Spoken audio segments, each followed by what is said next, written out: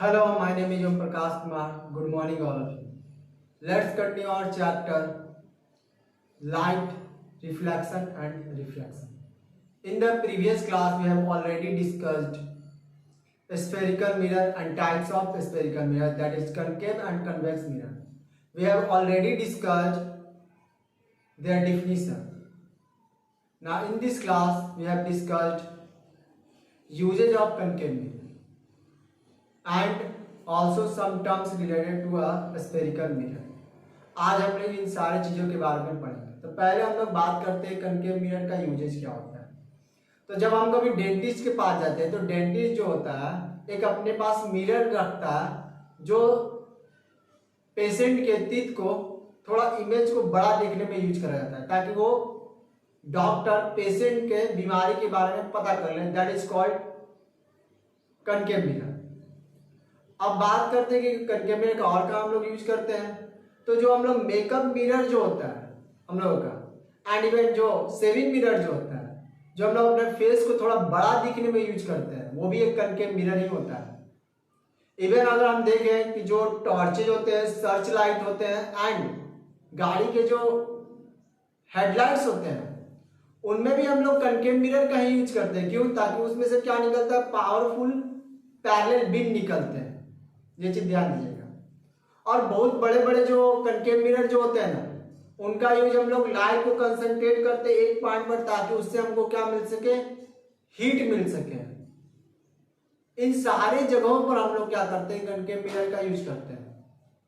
देखिए यही चीज इसमें लिखा भी हुआ है, concave mirror are used as saving mirror and makeup mirror to see large size image of the face. मतलब अपने फेस को थोड़ा बड़ा दिखाने के लिए हम लोग सेविंग मिरर या मेकअप मिरर में इसका यूज करते हैं।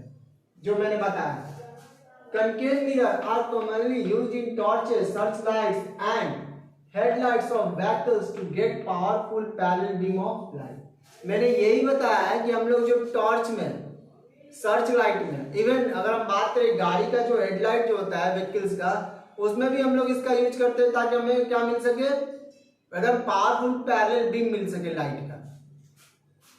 The dentist uses concave mirrors to see large image of the teeth of patient। मतलब पेशेंट के टीथ को बड़ा देखने के लिए डेंटिस्ट लोग कनकेव मिरर का यूज करता है ताकि वो आसानी से पता कर सके कि उसको हुआ क्या है दांत में। Large size concave mirrors are used to concentrate sunlight to produce heat in solar furnaces. मतलब बड़े बड़े जो होते हैं कनकेव मिरर का यूज जो होता है हम लोग लाइट को एक जगह पर कंसंट्रेट करते हैं ताकि हमें हीट जनरेट हो सके, मतलब हीट मिल सके। और ये किसके लिए होता है, तो सोलर फर्नेस में इसका यूज करते हैं हम लोग। आई होप कि आपको इस यूजेज में कोई प्रॉब्लम नहीं होगा कनकेव मिरर में। जल्दी से इसका स्क्रीनशॉट लीजिए फिर हम लोग आप आगे बात करेंगे।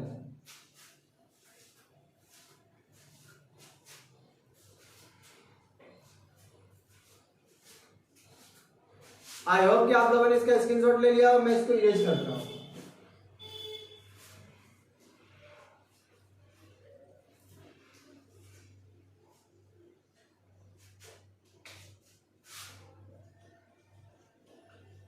Terms related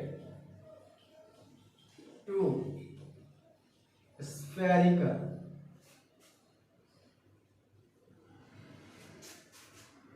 mirror, इसको हम लोग एक डायग्राम से समझते हैं। देखिए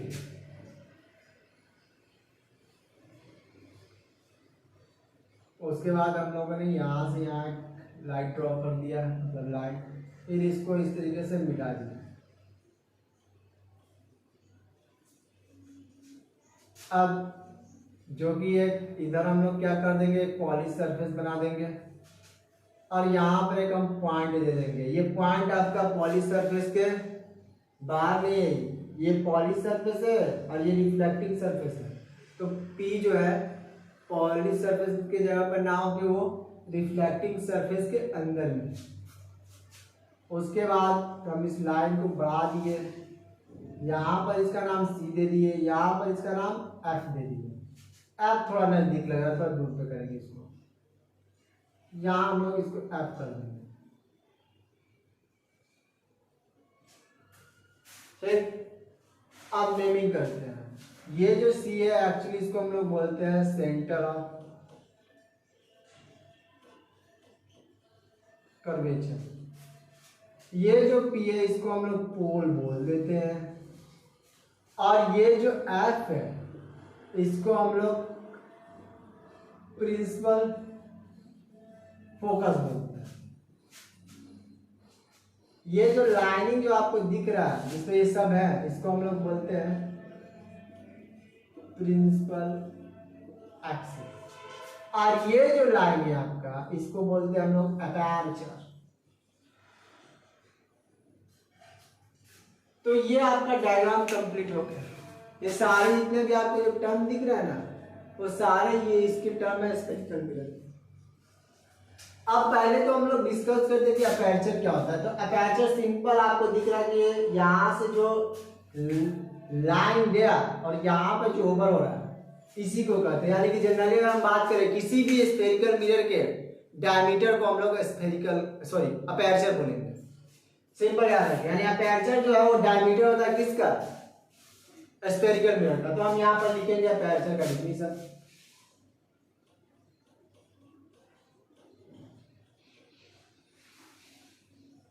It is a diameter of a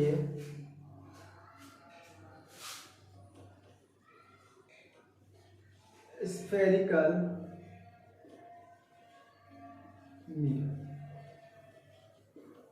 मतलब कि जो डायमीटर होगा स्फेरिकल मिरर का उसको हम लोग अपर्चर बोलेंगे। सिंपल। अब एक का काम हो गया, अब इस पॉइंट की बात करते हैं। तो ये पॉइंट मैंने पहले भी बोला कि ये रिफ्लेक्टिंग सरफेस के अंदर है। तो अगर हम बात करें कि आपका पोल होता क्या है, तो एक रिफ्लेक्टिंग सरफेस का पॉइंट होता है किसी भी स्फेरिकल मिरर का। यानी कि कोई भी स्फेरिकल मिरर का अगर रिफ्लेक्टिंग सरफेस है उसके पॉइंट का हम लोग क्या नाम देंगे, पोल कहेंगे। समझा?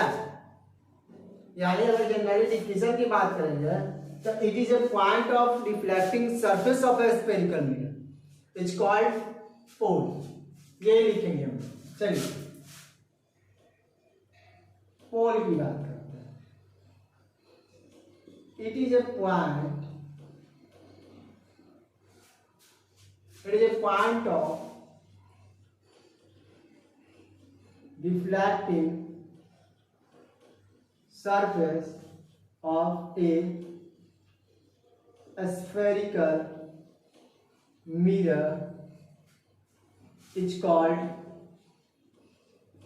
pole। यानी कि ये क्या रिफ्लेक्टिंग सरफेस का पॉइंट होता है किसी भी स्फेरिकल मिरर का। अब बात करते हैं कि देखिए हमारा अपर्चर क्लियर हो गया, पोल क्लियर हो गया। ठीक।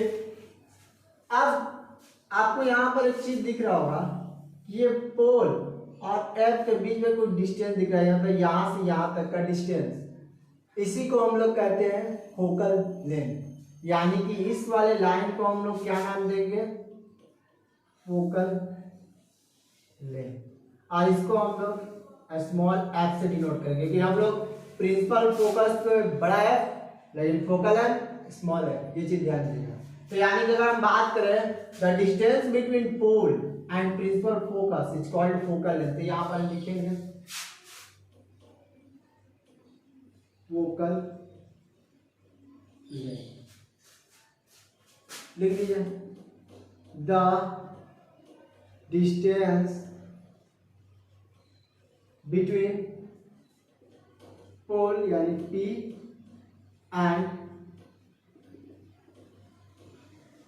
प्रिंसिपल फोकस यानी कि बड़ा है it's called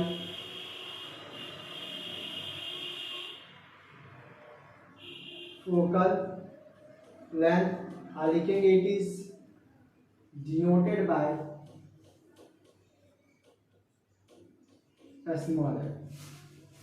very very important. ये सब कोई बच्चे सोचते हैं कि ये एफ और ये दोनों इक्वल है, बट ये बड़ा एफ है जिसको हम लोग प्रिंसिपल फोकस बोलते हैं, और ये तुम्हारा क्या है, स्मॉल एफ है जिसको हम लोग फोकल लेंथ कहते हैं।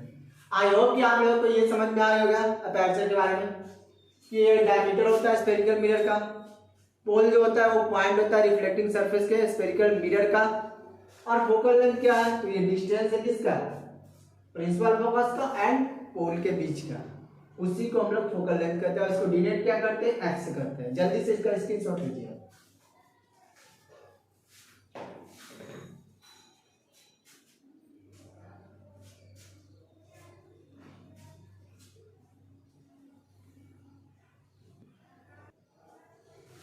आई होप कि आप लोगों ने उसका स्क्रीनशॉट ले लिया होगा। अब जो हम लोग बात करेंगे, अब हम प्रिंसिपल फोकस की बात करेंगे। तो देखिए एक कनकेव मिरर है, यहाँ से आपको क्लियर दिख रहा है कि एक पैरेलल लाइट रे आ रहा है और एक पॉइंट पे कट रहा है जो कि एफ है, इसी को हम लोग प्रिंसिपल फोकस कहते हैं। ये चीज ध्यान दीजिएगा। अब ये तो ऊपर से था, नीचे से भी सेम चीज होता है, यहाँ से आ रहा है पैरेलल और जाके जिस पॉइंट पे कटा ये एफ, मतलब प्रिंसिपल फोकस कहेंगे। ये होता कब है, रिफ्लेक्शन के बाद। बात तो ये हुआ कनकेव मिरर का, बट कन्वेक्स मिरर में क्या है, तो यहाँ पर देखिए पैरेलल लाइट रे आया, ये हमको पता है कि कन्वेक्स मिरर क्या करता है, लाइट को डाइवर्ट कर देता है। तो हम लोगों ने लाइट को क्या कर दिया, डाइवर्ट कर दिया, लेकिन हम लोगों ने क्या इमेजिनरी मान के इस लाइट को यहाँ पर अपेयर कर दिया, मतलब इस रे को, और इस प्रिंसिपल फोकस पे काट डाला। फिर उसी तरह से नीचे से हम लोग देखते हैं कि यहाँ से लाइट दी, हम लोग उधर चला गया, तो फिर हम लोगों ने इस लाइट रे को थोड़ा बढ़ा कर, मतलब यहाँ पर दिखा दें कि यहाँ पर ये कट गया है। समझा? आई होप कि आप लोगों को इसमें कोई प्रॉब्लम नहीं होगी। जल्दी से इसका स्क्रीनशॉट लीजिए, फिर हम लोग आगे बात करते हैं। बस एक टर्म की और बात करेंगे, और बाकी के क्लास हम लोग नेक्स्ट क्लास में कंटिन्यू करेंगे।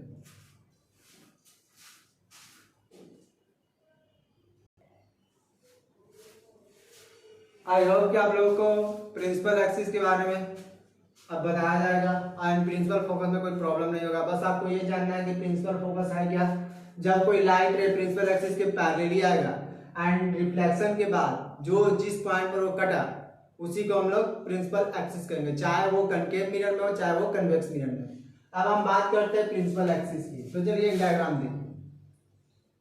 इमेजिन करिए कि एक कनकेव मिरर है, यहाँ पर आपका P है और यहाँ पर आपका C है। जब हम इन दोनों को लाइन ज्वाइन कर देंगे C एंड P को, तो इसी लाइन ज्वाइनिंग को, मतलब इसे जो लाइन बना, इसी को हम लोग प्रिंसिपल एक्सिस करते हैं। प्रिंसिपल एक्सिस को हम लोग क्या कर सकते हैं, इधर भी बढ़ा सकते हैं एंड इधर भी बढ़ा सकते हैं। ये चीज ध्यान दीजिएगा, यही होता है प्रिंसिपल एक्सिस, इसी को हम लोग करते हैं प्रिंसिपल एक्सिस। ये चीज ध्यान दीजिएगा, यानी कि the line joining pole and centre of curvature of the mirror is called principal axis, which we can extend either side, मतलब दोनों साइड हम लोग बढ़ा सकते हैं। देखिए लिखा हुआ है, the line joining pole P and the center of curvature of the mirror extended on either side is called the principal axis of the mirror। तो हम लोग उस लाइन को क्या कर सकते हैं, बढ़ा सकते हैं। ये चीज ध्यान दीजिए, ये सेंटर ऑफ कर्वेचर जो इस साइड में जो लाइन ड्रॉ करा, ये तो आपका कनकेव मिरर के लिए हुआ, लेकिन इसके साथ ही मैंने ये भी बताया कि कन्वेक्स मिरर में भी पॉसिबिलिटी होता है, उसके लाइन को हम लोग क्या कर सकते हैं, बढ़ा सकते हैं, इसलिए मैंने इधर कर दिया। आई होप कि आप लोगों को इससे कोई प्रॉब्लम नहीं होगा। समझ में आया? आज हम लोगों ने जो पढ़ा वो क्या पढ़ा, कनकेव मिरर का यूज पढ़ा। इवन बात करें कुछ हम लोगों ने टर्म्स के बारे में पढ़ा। इसके नेक्स्ट क्लास में हम लोग centre of curvature and radius of curvature, और उसके बाद हम लोग कनकेव मिरर के कुछ रूल्स के बारे में पढ़ेंगे। आई होप कि आप लोगों को इसमें कोई प्रॉब्लम नहीं होगा। अगर आपको प्रॉब्लम है तो आप वीडियो को में कमेंट करके हमें पूछ सकते हैं। इसका सलूशन हम लोग नेक्स्ट वीडियो में जरूर देंगे। जल्दी से इसका स्क्रीनशॉट लीजिए ताकि हम वीडियो को एंड करें।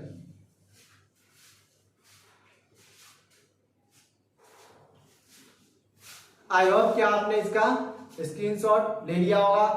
अगर वीडियो पसंद आए तो शेयर करिए, लाइक करिए, अपने दोस्तों को भी बढ़ाइए और ज़्यादा से ज़्यादा शेयर करिए। It's a request. Thank you.